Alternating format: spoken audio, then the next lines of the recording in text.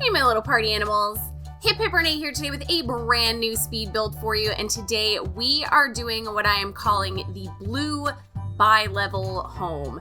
So this house, when I originally started, notice me trying to play with all sorts of terrain and craziness. The terrain ends up getting completely deleted. Like I just could not, someone explained to me, okay, hear my voice right now and hear how much I'm having trouble speaking because this drives me absolutely up a wall. Someone please explain to me why terrain does not lift and lower directly next to a wall. There's always a huge gap, and then you have to be all sorts of creative to try and figure out how to make that gap like not there. It's so frustrating. I ended up getting completely rid of it. I was done with it after just a few minutes. I was like, no, thank you. I'm gonna try something else. So I ended up trying something else, and I actually really enjoy the way that this turned out. I don't normally do duplexes in the game. It's just, you know, you can't really use them very easily, especially if you wanna have two separate families living there and you wanna be, you know, blocking off areas for certain Sims and not for other Sims, and it's just a whole thing. I experimented with this build so much, and in the end, I was like, you know what? Simple is better. I love me a good, simple, just nice and pretty, easy build, and that is what I ended up going for here. So my original intention for this house was I did want it to be, you know, kind of a split level home. So the upstairs and the downstairs were going to be part of the same living space. And then once I ended up getting to the interior of the house, I was like, you know what? I'm not super into that idea. I think it might be cuter if I made, you know, a little apartment upstairs and a little apartment downstairs. That is what the final product of this house ends up being. So what I ended up doing is I assumed that the person who lives upstairs is, you know, a slightly older person or maybe a couple. I'm not really sure. And then the downstairs, they are renting out to whether it be, you know, young adults or students, especially now that university is coming.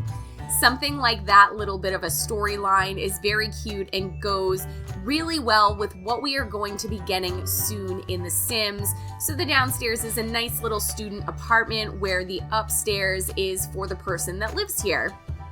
Now there is a garage, and the garage is only attached to the downstairs apartment, which, you know, I think works out fine. There's plenty of driveway. It's not like these Sims can be driving around in cars anyway. And on top of that, I kind of figured the person that lived, or the people that lived upstairs, maybe just kind of stay in their house most of the time. They're not actually the type of people that are going out and actually doing things. Maybe they get their groceries delivered to them and they just don't go out. Maybe they don't even own a car. So I wasn't really too concerned with the fact that the upstairs has basically no access to the garage. Though, you know, maybe the upstairs person is renting to someone that they are related to, so it's not quite as weird for them to, you know, be almost intruding on their living space. I don't know. I was coming up with all sorts of crazy storylines while I was doing this. I was experimenting with all sorts of different things. Notice me trying to experiment with some of the stairs right now. I ended up putting stairs on that porch, but not where you're seeing them, and I ended up adding those in quite a bit of time later. So we are going to be getting into the landscaping pretty soon. Landscaping for this, I don't know. I wasn't really sure what direction to go in. The lot size, by the time I had finished the exterior of the house, the lot size seemed a little bit big, but I did like the location of the house, and I did like having a little bit of extra space. So I do utilize that space in what I think is a pretty cute way. I ended up using quite a bit of the objects from the debug menu, which is not something, if you've been watching my videos for a while, I tend not to really use the debug menu all that often. I'm not sure why. Maybe it's because I find things challenging to find. Maybe it's because I'm just lazy and I don't want to use it. But recently, over my past few builds, I have been using it a little bit more. And I think it's because of the new debug objects that we have gotten. So now you can type in, bb.show hidden objects, and then you can also do bb.show live edit objects, and you get a lot more objects. There are so many cool things. The number one things that I tend to use out of this menu are the fencings. I think the fencing that you get from the debug menu is super cute. There are so many different options. Of course, they're not like the most functional. I assume that your Sims will probably just walk right through them.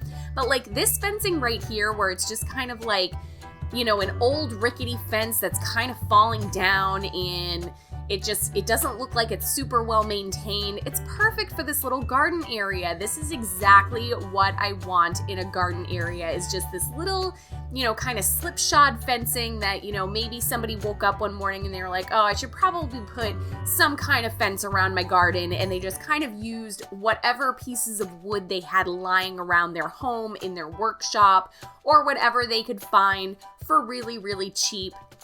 They're probably not anyone that should be building a fence, but I think it looks super cute.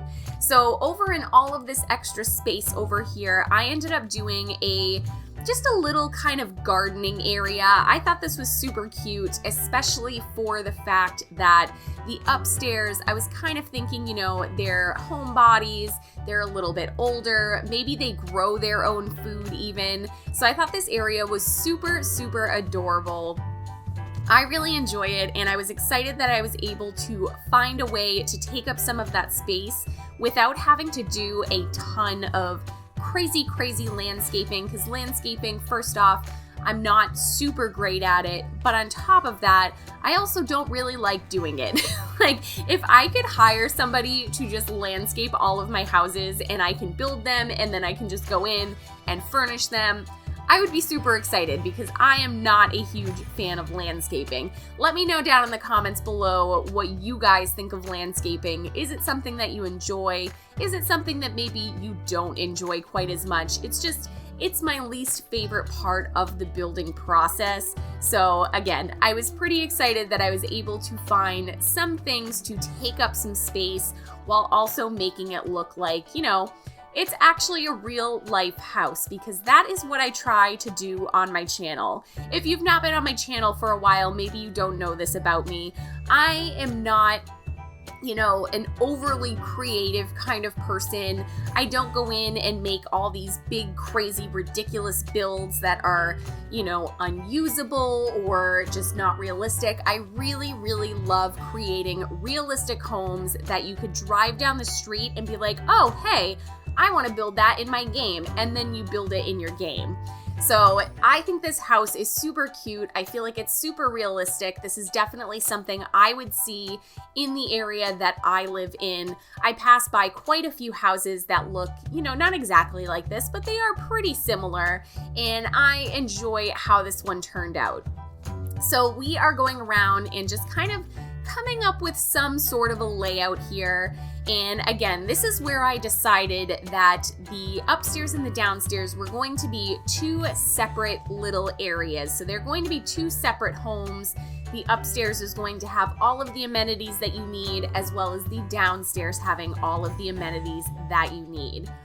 I did start upstairs with the decor because I do love me a good grandma style build. So I was super excited about, creating something that was a little bit darker of the wood tone. It was a little bit more rustic. It's a little bit more, hey, my grandma probably lives there. This is exactly the kind of style that both of my grandparents would absolutely 100% have in their houses. My grandmother, my dad's mother, her house was all very dark woods. It was all kind of older. She still had radiators in her house until well after she should not have had radiators in her house. And then the downstairs, while it's still kind of, a little bit on the rustic side, it's definitely a little bit more modern. Not modern in the sense that, you know, like a modern house would be modern, but it's a little bit more updated. It's a little bit more livable for somebody who is younger and doesn't want to have, you know, 900 cats or anything like that in their house. And I did continue the, what is that called? The stone. That is the word that I needed. I did continue that stone that is from the back entryway to the downstairs apartment into the upstairs bathroom and the downstairs bathroom. That is not usually a floor swatch that I would use in a bathroom.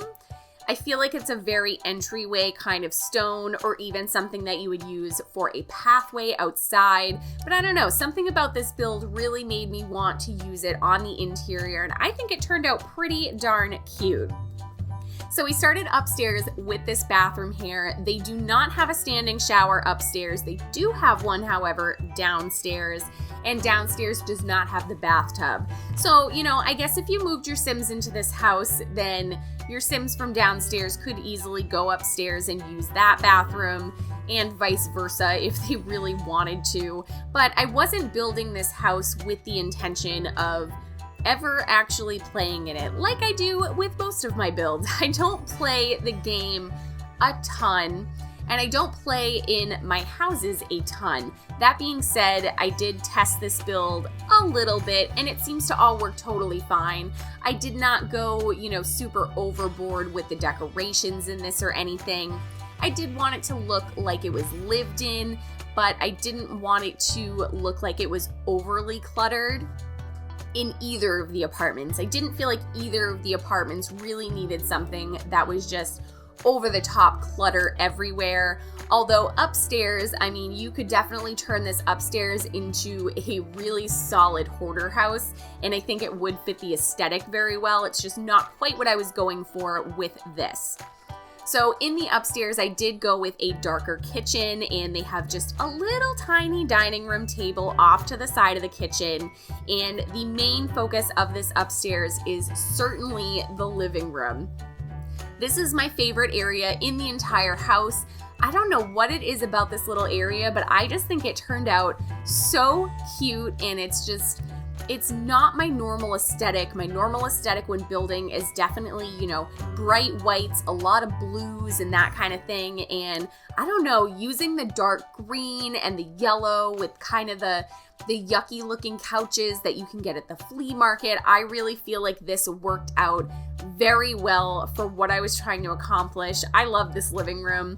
I think I'm going to use this setup again. I kind of liked having it on an angle. That's also not something that I tend to do in a lot of my builds. I'm usually really consistent as far as, you know, I want the couch to line up with the rug, and I want I just want everything to line up and look nice and neat and cute and pretty.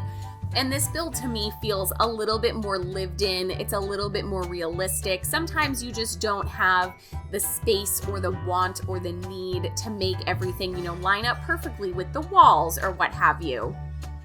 Now, both of these apartments, the upstairs and the downstairs, are both single bedrooms. Though downstairs, I did end up putting in 2 beds. So there's 2 single beds downstairs, whereas upstairs there is the 1 double bed. And this room I think is super cute too. Again, it is very simple. There's not a ton going on in here, but I think it really works for the aesthetic that I was going for. That being said, I need more paintings. Dear God, University, please give me more paintings. And I know that's probably asking for a little bit too much, because I feel like University is one of those packs where we're going to get wall decorations, but they're not going to be nice paintings like we got in, say, Cats and Dogs or Parenthood. We got some pretty solid paintings with those. I feel like University is going to give us a lot of funky, colorful things. They're going to give us a decent amount of posters that you can put in the wall, which of course don't have frames. So if you are creating a house that, you know, you really feel like the people in the house would frame every piece of artwork that they have, I don't think we're going to get a ton of framed things out of university. And I understand why. It just doesn't quite make sense. It's not like you can really put holes in the wall of a dorm room. I personally did not live in a dorm room, but I had a lot of friends who did. And every single dorm room I have ever been in has concrete walls. So the best that you can do for your concrete walls is to put tape on them. And if you're taping up, pictures, you're likely going to be taping up posters instead of actually, framed, nice looking pictures. Although, I don't know, I use a lot of those, what are they called? The command strips. I use a lot of those to hang things on my walls, and they are pretty rock solid. We didn't really have those when I was younger, I don't think. I vividly remember my parents just getting super angry about me putting tacks in their walls or using push pins or using tape, which eventually peeled the paint off. I remember them being so mad about that. So having those command strips, those do pretty well. Although I will say in my office, I have used a command strip and it did take a lot of the paint off the wall. So there's just a Spider-Man poster over those now because I hate the look of just having little eensy-weensy bits of paint not on my walls. So we are, of course, in the downstairs apartment now. I think it turned out super cute. It's definitely, a little bit more cozy. It's a lot smaller because the garage downstairs does take up a significant amount of space, but I think it works out, especially if you are renting this out to, students or young adults who are just trying to get out of their parents' homes. They do have this little extra room over to the side where I put in some skill building items like a bookshelf, there is an easel, and we do end up sticking a computer in here as well. I figured, they probably want a computer upstairs. I can imagine that they don't really use a computer very often, but downstairs, I really felt like it was necessary if it was going to be more of a student rental. They definitely need somewhere where they can do their homework, they can do some research for whatever projects they are working on. So that's what I was going for there. And then, of course, to finish this build out, we are going into the garage and just cluttering the crap out of it. I don't know about you guys, I have a garage, which was like number one priority when we were buying a house, and I don't even park my car in it because we just have so much crap in our garage at this point. I couldn't fit my car in there if I wanted to. So we are going into the screenshots now. I really hope that you guys enjoyed this build. If you did enjoy this build, please give it a thumbs up down below. I would super appreciate it. If you are new here or you're not new here, but you're not subscribed yet, make sure you hit that subscribe button and hit that little bell so you get notifications every single time I post a new video. I know it is the week of Halloween and this is not a spooky, scary, haunted, whatever type of build, but don't worry, you will hopefully, fingers crossed, as long as I can manage my time well, you will be getting one more super, super creepy brief history for Halloween. So there may not be a video on Wednesday because Halloween is on Thursday, so I'm thinking I would like to post that on Thursday. So just keep your eyes open for that one. If you have not seen my recent creepy builds, you definitely need to take a look at those. Everyone seems to really love the Amityville horror one, so I will link that at the end of this video. Thank you guys so much for joining me today, and I'll see you next time. Bye!